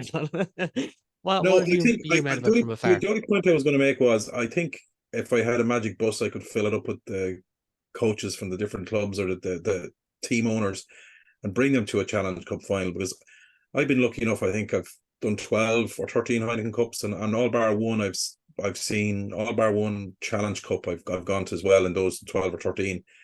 And it didn't matter if it was Biarritz beating Toulon or Queen's beating Stade Francais or Gloucester winning or Cardiff winning. The utter joy that the supporters, like, it's a hell of a trophy to still win. There's only 3 trophies you can win, that's worth talking about. And without sounding arrogant, because believe me, I want to be as far away from arrogant as possible. But if Leinster put their mind to it and decided to win the Heineken or the Challenge Cup as it was in 2013, well, then there's no excuse for anybody else. That doesn't mean they'll win it. But I can't understand the logic of coaches of, they can only win 2 trophies maybe, and they have a chance to go on a strong run. And in fairness to the English teams who are in sort of, to call it the bottom part, they have embraced it and gone after it. But I think if I could fill up a bus of team managers or team owners and bring them to a Challenge Cup and just see what it's like for a team to win a European Cup, and as Ed pointed out, they're in places like the Stoop, or it was Cardiff Arms one, different grounds. Seen La Rochelle win one. That's what it's all about. I just can't understand the logic of teams literally throwing the competition. I can half understand France at the beginning. They tend to come into it as the knockouts come in, they'll start going after it then. But it beggars belief that some teams seem to think it's not worth their while. And the correlation, as some of you have pointed out, means that it doesn't necessarily mean the league is affected, or their league, in a lot of cases, I would say, building up Europe and momentum like that, and helps your league run, maybe if you're trying to fight relegation, or if you're going to try to get to the playoffs. It'd be interesting to see somebody looking at the data on that. But I just can't believe some clubs, a lot of clubs, don't take it as serious as they should, because again, what the common theme tonight is a bit shortchanging supporters. And if you've paid money and you're in a competition and you just sort of throw it, maybe like Munster did in the Challenge Cup the 1 year they're in it. But it's just I don't know. I don't get it. I don't get the logic of it. No, I agree. And to be fair, we've slagged Leinster enough times for me to absolutely take that one on the chin. But Munster did send a good team to Brive in the quarterfinal, and then just got turned over by a good Harlequin stream. Just for the interest of fairness. Ian, you want to jump in on Challenge Cup? Yeah, I just wanted to sort of back up what Thomas said there. We dropped into it 2021 into the round of 16. We met a very poor Harlequin side, but we got to semi-final, which we should have won. And I can assure you that the emotions of losing that game were every bit as bad as the emotions of losing finals to Leinster, quarterfinals to Leinster in the Champions Cup. So, you know, once you get to that stage, you want your team to win, and you'll back your team. And again, I agree with Tom about the, you know, those gears. I've been to a few myself, Challenge Cup finals. I always remember that one in the Stoop, but I think it was one of the best games for a bit of crack and a bit of fun that they've ever been to. The match itself wasn't great. I think it was 9-6, bit to Biarritz or in that one. But yeah, just the whole thing, and it's all about fans. I've said that at the start, and I'll say it again. It's all about the fans and the experiences. At the end of the day, we are 6 fans sitting down here talking about something that we all clearly enjoy and would clearly forgo weekend plans to watch and consume. So if we do feel disappointed if our teams were to field weakened sides, then it's absolutely deserved. I feel like. Eric, you're the catalyst for the reason that we're talking about the Challenge Cup, and thank you for reminding me to bring it up as well. What's your overall thoughts? Do you think it has kicked on? I think it's a success story of the EPCR era. I really do. I think whatever about our discussions about the impact that the EPCR governance has had on like the premier product, which is the Champions Cup, I think it's actually enriched the Challenge Cup. And I think I think 2 of the best moves that they possibly did there were, number 1, holding both finals in the same venue.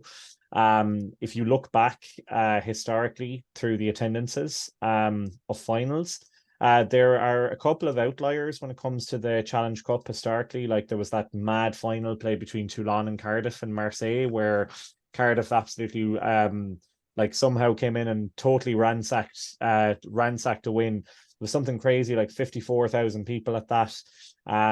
There was a 1999 final played between Montferrand and Bourgogne that was played in Lyon that had 31,000 people at it. But apart from those outliers, you typically had like maybe anywhere between like 6,000 and 12,000 people at a Challenge Cup final. Now, if you look back to the last ones, like there was 31,000 people in Dublin for Toulon versus Glasgow, and delighted that 31,000 people got to watch Glasgow getting hockeys. You know, there was 51,000 people in Marseille for Lyon versus Toulon. There was 28,000 in St. James's Park for Clermont versus La Rochelle. Like 28,000 for 2 French teams in Newcastle in the Challenge Cup final. You could barely get that many people to Dublin in 2003 when Toulouse played Perpignan in the Heineken Cup final back in the day. Like bringing it to, and that happened from 2016 onwards when it was played in Lyon, and it was played in the same venue ever since. Like that to me, in terms of like just upping the scale of the Challenge Cup and really like the pizzazz and the razzmatazz and the aura of like, you know, kind of heft and worth around it. Like that was such an important move, because there's a hell of a lot more to be said for playing in front of 50,000 fans in Marseille than playing in front of 7,500 in Aix-en-Provence or wherever the hell like you want to throw it. I do think where there's been a bit of a misstep is the lack of a qualification, the current lack of a qualification tournament into the Challenge Cup. And you did have that with the Continental Shield previously. And I would be shocked if there was any person more than me who watched the last Continental Shield final between Heidelberg and NSA STM, which was played on the back pitch in Edinburgh. But you do have Are like they the rugby. two-legged playoffs? I was researching these earlier. Are they two-legged? Because some of the score lines are like 70 points to 50. They were once upon a time, as far as I'm aware.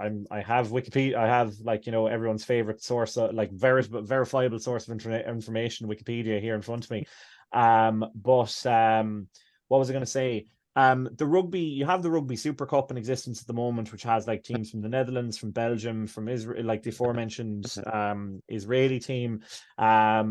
You have Black Lion, who are in their third final of 3 iterations of the Rugby Super Cup, heading into their run in the Challenge Cup.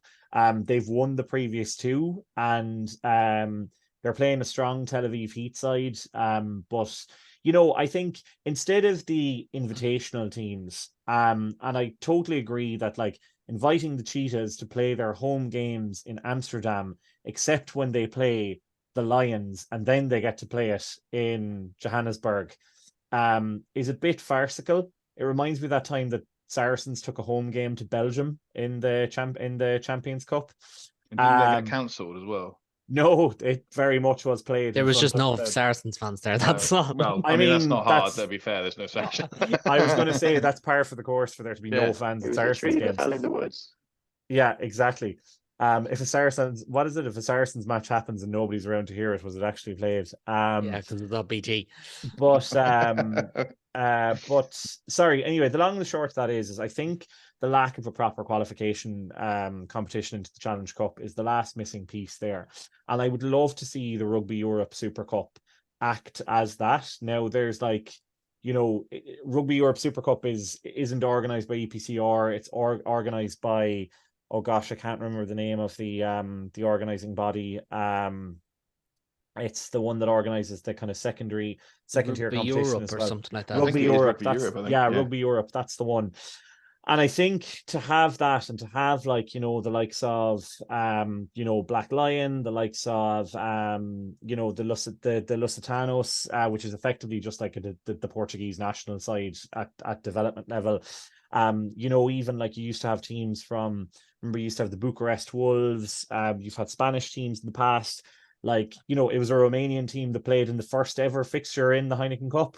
Farrell Constantina played Toulouse in Romania. So, like, you know, there are so many other, you know, we were talking earlier about the idea of destination finals, and the fact, you know, the fact that there are so many other rugby fans in Europe that don't live in one of the Six Nations or Georgia or Romania.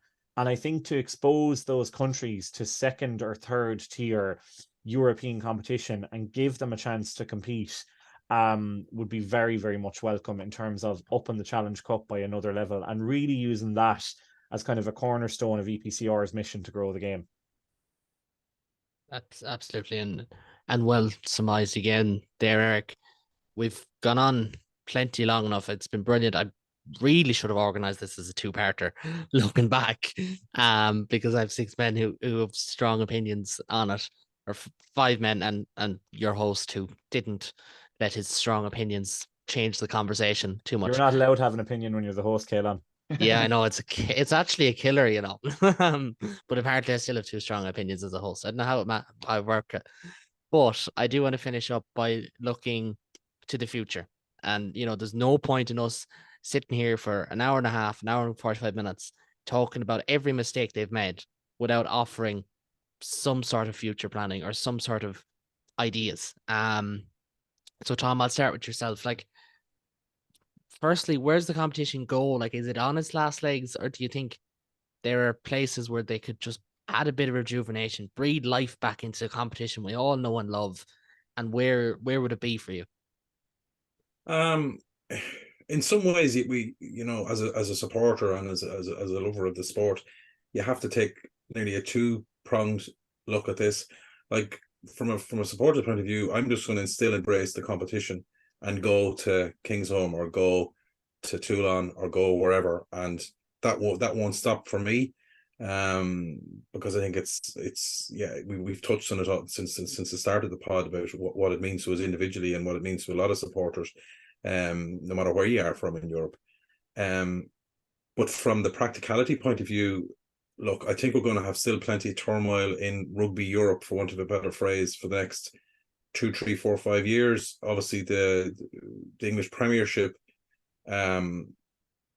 If you look at the URC and it's many guys as now the South Africans are in, and then you see the struggles of 2 or 3 teams in the Premiership going, and you have the likes of even the Jersey Reds and going as well. So, is there a possibility of another reincarnation of some sort of a British and Irish league? I know Hughes perked up at the thought of Wales playing English teams in the league, as all Welshmen have wanted to do for the last. I think we found the one Welshman who does not want a trip. I can't say Gloucester this time, but a trip to Northampton. No, but I think that's still on the back burner. I just, the we'll call it turmoil within the 2 main leagues between Britain and Ireland, which is the URC and the English Premiership. Until that settles down, and don't ask me when's that going to settle down, because there's just so we've touched on some of the stuff that's clubs going bust and people losing their jobs. Until that settles down, I don't think the European project will settle down fully, because we don't know how that will affect any. Because basically the European Cup then becomes a new, call it URC 1 or URC 2.0, plus the French. And I think, in lost sight of all that is a lot of stuff Eric has touched on, is about all the teams across Europe that tend to be forgotten about, where the growth really is. I think we've touched on a lot about where the sport should try and grow the game. But I do think it gets lost. Not keeping the fans central to it. We've spoken about, Ian pointed out, the fans have to be central to it, and it doesn't matter if you're a fan of La Rochelle or Leinster, or you're a fan of a team in Romania. You have to give some platform for that team to compete on the European stage, whatever level it is, 1, 2, or 3. So I think until the domestic leagues sort themselves out, we're going to see another transition of what European rugby is for another 10 years. That won't stop me parking that, because you can get lost in the politics of it all. You could end up 60, 70 years of age and get caught up just dealing with the politics. At the end of the day, the sport is still about going away to these grounds and enjoying the actual what's happening on the pitch. And we can all get too caught up with what happens off the pitch. I think if we lose sight of that, I think the game is more than screwed if it's all off pitch stuff that's worrying. I still think, whether you're a Munster fan going to weekend, against Bayonne, it's still a big European Cup night. If we lose sight of that, and I think a lot of clubs have lost sight of that, and that's why we're talking about it tonight. I think they've lost sight of what the European competitions means. But I can only see another 10 years of this churning again, and before it settles down, if it ever. That would be my thought as well. Ed, what do you think? Do you think we'll get stuck in, maybe not a rut, but stuck in the same cycle, or do you think there will be that push to improve it? Or even, as Tom said, if we end up having an expanded URC, is it done? The argument, the arguments for an expanded URC or a joint British or English Welsh sort of thing, obviously are louder than they were 4 or 5 years ago. Just from the financial turmoil that we're experiencing in England, particularly. I personally think what probably there are very easy solutions to a lot of this stuff. I think we've kind of touched on it throughout the pod. Simplify the structure. I think I get that the French are a bit touchy on extra pool games and stuff like that. Well, do you want to win the biggest competition in world rugby, in club rugby? Because that's what it is fundamentally. Look, you can't have everything you want just because you're the French. So I would probably go back to 20 teams, simplify the structure. There's other things, as I said, making sure that the clubs treat the fans better. I think obviously you can't. The one thing we haven't really touched on is that not every club has the same deal on tickets as so for example, we get our season ticket. In our season ticket, we get the Champions Cup games or Challenge Cup games included. I know other clubs don't, and it depends on where the venue is. I think Leinster, I think we said this before, that if it's a game at the Aviva, that doesn't necessarily count in the season ticket, whereas if it's at the RDS, it does. Or I'm not sure that's that case, Tom. Yeah, no, it's included. The pool games are all included in the season ticket. The only thing that's extra is the knockout games, which that normally applies. But I know that not all Same for games. Munster. Yeah, not all clubs do the same thing. So there's little things like that. If you could kind of unify that, that would be useful. I'm kind of resigned to the fact that, as Tom said, there's going to be a bit of churn here, because I think fundamentally the other thing that I think it definitely upset probably more English supporters was probably the inclusion of the South African sides. I didn't personally think there was much need for that.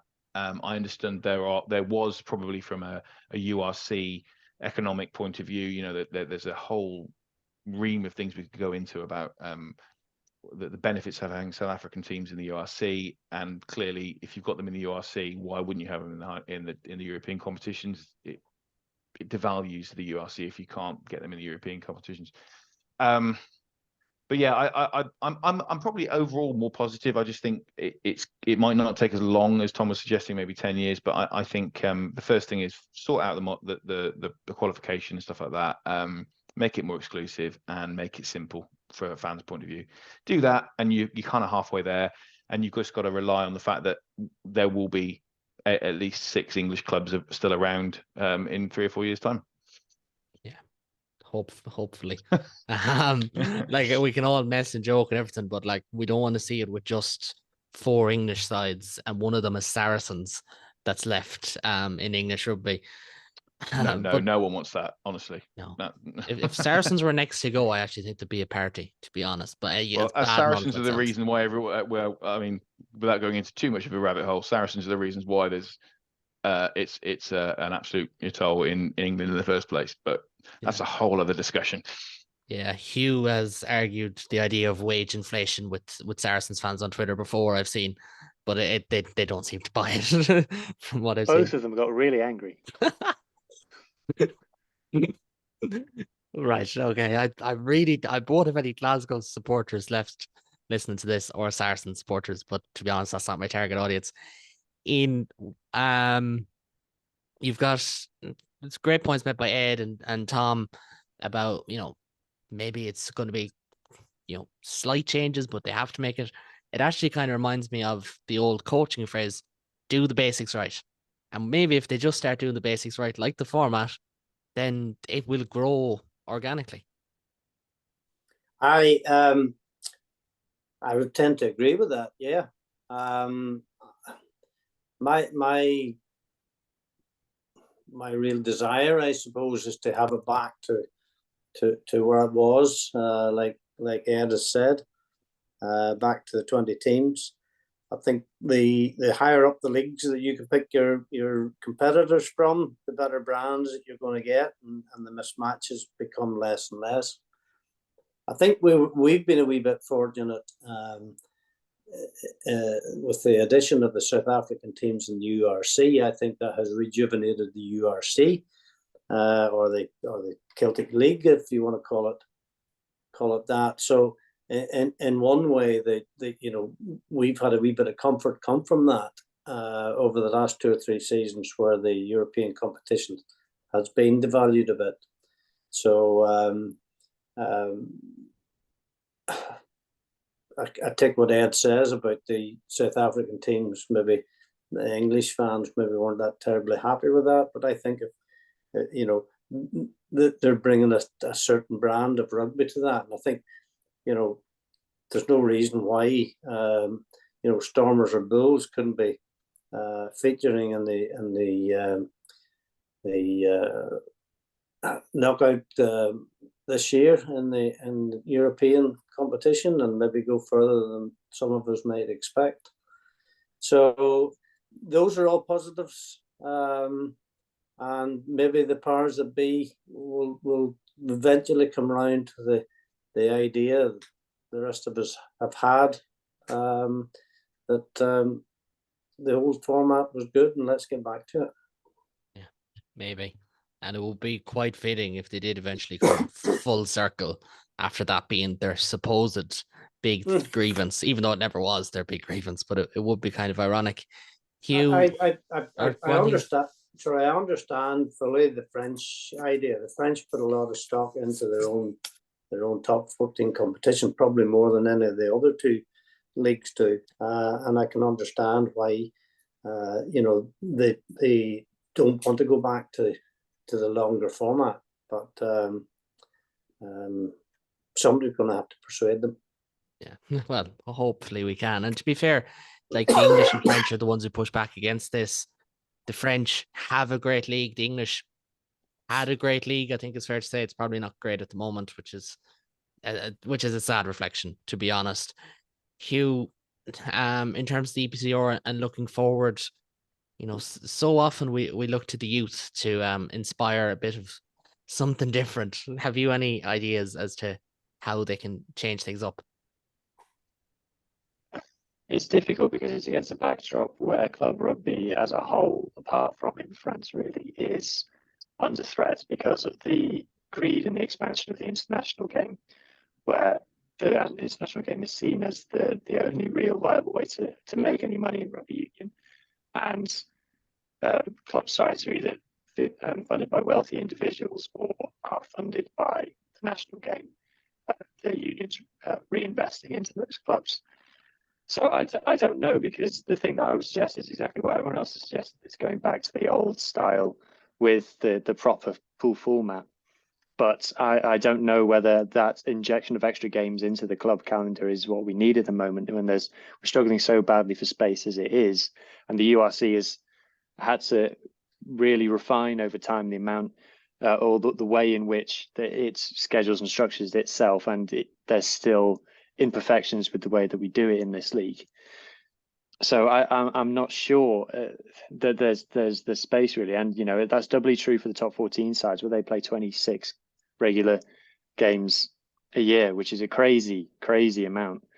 So I'm not sure. It just doesn't feel like there's enough room in the year, and it's not realistic. I think in the Northern Hemisphere, we've been guilty of kidding ourselves into thinking that rugby can follow a football scheduling model, where you can just keep playing games and playing games and playing games all the time, and you can't. And it's getting to the point where is it even possible to field the same 23-ish for 4 weekends in a row? And it feels like the answer is getting towards being no. So without wishing to be too negative, I'm not sure whether it's sustainable, and you have to look at the advantage that the New Zealanders get from their club rugby calendar, where they play all in one block, and they go into the international half of the year, and the joys they get out of that. Obviously, Australia being the polar opposite of that, but for different reasons. I'm not sure that, whilst as a product for Europe itself, going back to the old style would be better, I'm not sure if that's feasible in the overall background the club rugby finds itself in. And it's a fair point as well. We can change a lot of things. We can't change the amount of weekends in a year. At the end of the day, Eric, I'll give you the closing words. We've talked about fans, we've talked about formats, pretty much everything over the last 2 hours or so. Do you think the EPCR will not grapple with it, but will get the competition back to where we want it to be, or at least in a better position than where it's been the last couple of years, and that we'll all be happier? They won't please us all, but we'll all be happier. I mean, at this stage in its existence, Kaelan, I wouldn't trust EPCR to organise its way out of a paper bag, never mind reorganise the European competitions into an effective format. Like, I genuinely think the way to go here is just increased exclusivity. Like, I would go so far as to say reduce it to 4 pools of 4. Have five qualifiers from each league, a Challenge Cup qualifier, and then the Champions Cup winner takes the fifth qualifying place in their league if they haven't otherwise qualified. I think the spectre that's looming over all of this, though, is the agreed format for this Club World Cup that they're talking about. And I think this fits into like what Hugh said there, where the international, we are inexorably creeping towards the international game being the be all and end all. And I do firmly believe that, like, in the future, the only way for clubs to survive will be, possibly with the exception of like the French model, but certainly within England, Wales, and Scotland, I think the only way for them to survive will be to become union-owned clubs similar to the Irish provinces, because I think the union is the only one that will have a sufficient level of funding, and B, a sufficient level of continued interest in the existence of these clubs to keep them going. Because like, you don't own a rugby club to be rich in this day and age. I think the Club World Cup, sadly though, like, you know, we've kind of talked about like getting gate receipts up, getting fans up, getting fan engagement up, and I don't think with like the gung-ho attitude towards a Club Rugby World Cup, I don't think that's done with either of those two things in mind. I think it's done with one thing in mind, and that is television revenue.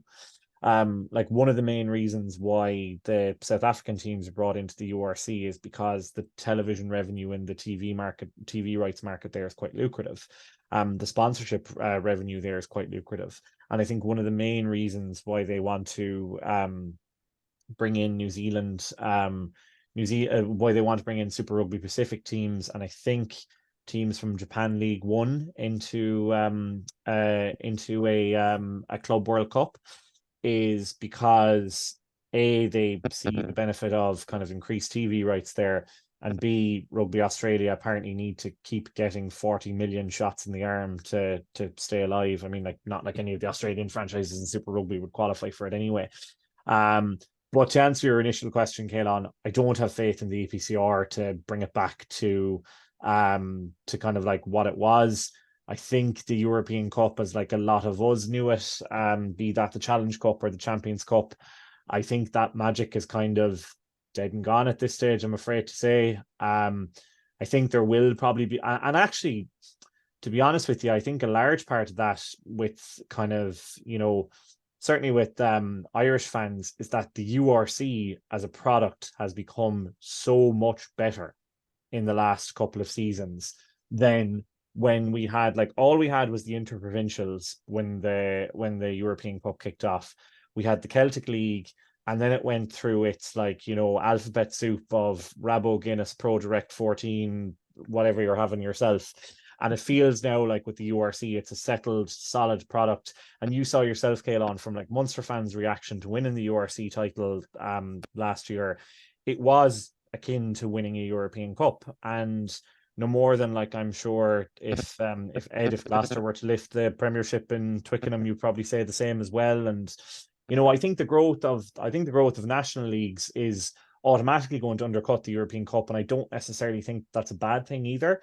But I think that, you know, I think that, just touching back on the point that Hugh made about the growth of about the international game being seen as the only way to earn money, I think what we're actually going to see on the club side is more and more opportunities for games that suit TV rights deals and don't necessarily suit fans or suit gate receipts, be that finals played in the US or Qatar, be that a Club World Cup competition, be that, you know, exhibition. Like, I mean, there's always been talks of taking like an exhibition game to Boston or New York or somewhere like that in the Heineken Cup. And I genuinely think that what we'll start to see more and more of is arrangements that favor TV deals, and not necessarily those that favor fans that will actually be standing in the terraces or sitting in the stands. It's a very fair point. And it should be said, like, maybe the Premiership has taken a hit over the last couple of years, but the other two leagues are at their probably all-time high. And maybe we just can't have it everywhere. The Six Nations, in my opinion, is at its best in terms of the actual, just purely the standard of rugby. We've had our best ever World Cup in terms of the standard of rugby. Maybe there is just a natural element to something has to give sometimes. And maybe European rugby is just one of those, because that's how life works. Gentlemen, we'll leave it at that. It has been absolutely brilliant to spend the evening with you talking about something we all clearly love. My thanks again to Tom, to Ed, to Ian, to Hugh, and to Eric for just a brilliant conversation. There's no doubt about it. I hope everyone who tuned in, I hope you all enjoyed the podcast as well. If you have any comments, opinions, questions, even podcast ideas, you can find us on Twitter, on YouTube, wherever you get your podcasts, on Instagram, on Blue Sky. which is the flavour of the month at the moment, all at Caelan S Rugby. I'll be back later in the week with a solo podcast previewing the upcoming, might as well say it, the upcoming Heineken Cup, as we all know and love it. And if you haven't already, why not check out my URC Block 1 recap podcast, which is the most recent episode before this on the channel. So, as always, thanks to my guests for coming on and contributing to a brilliant conversation. Thanks so much to everyone for listening. If you do like what you see or hear, please do subscribe, and you find the links from my channels, as well as all the lads' affiliated channels, social medias, whatever, down below. But for now, and until next time, thanks for listening. Take it easy.